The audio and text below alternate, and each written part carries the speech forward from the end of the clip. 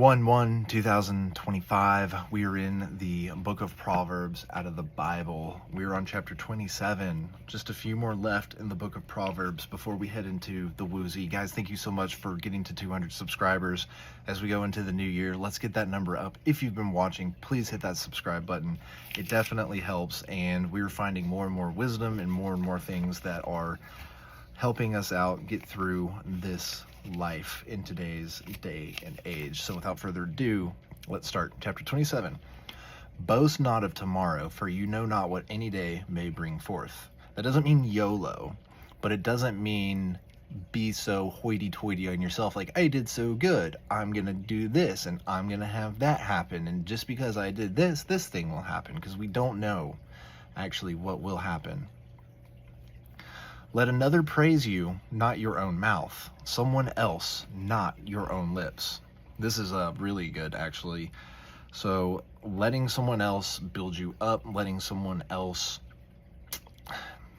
tell you like you're doing good, and not your own lips. You know, don't say, oh, I'm so handsome, oh, I'm so smart, oh, I'm so intelligent. Yes, it's okay to have words of affirmation, but those words of affirmation should probably be to ourselves, and only in times when we're really not doing so well. But let those other words from other people, someone else's lips, when they stream forth, let those be 1,000-fold your words of affirmation. A stone is heavy and sand a burden, but a fool's provocation is heavier than both.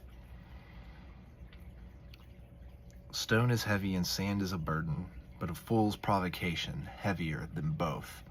So being provoked by a fool is heavier than sand, heavier than stone, more of a burden than each.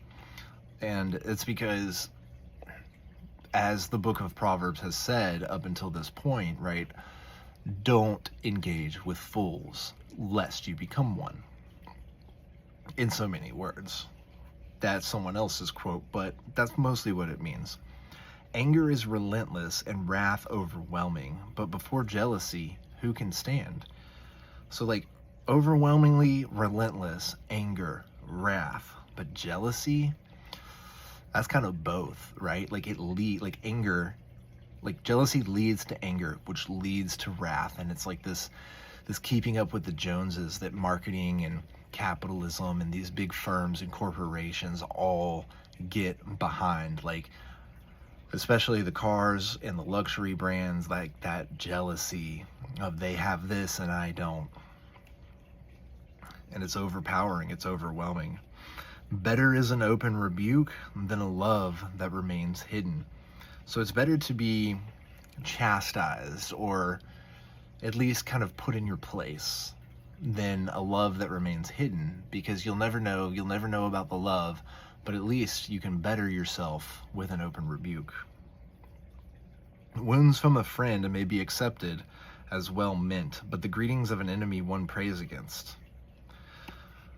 We all need those friends who tell us how it is.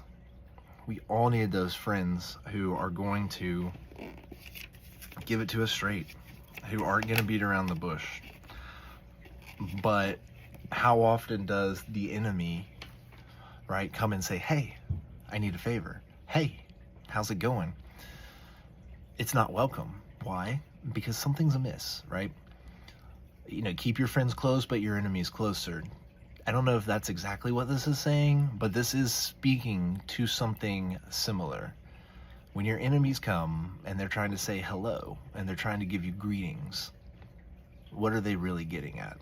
So as we move into the new year, let's keep some of those proverbs and verses of Proverbs in mind to give us some wisdom, right? Let's not be jealous, because it's going to lead to anger, and it's going to lead to wrath, and it's going to lead to all of these other things, right? Let's not let fools or our enemy approach us, whether the enemy be that one coworker, or you know, that one person at the gym, or that one person in our class, or Satan and sin.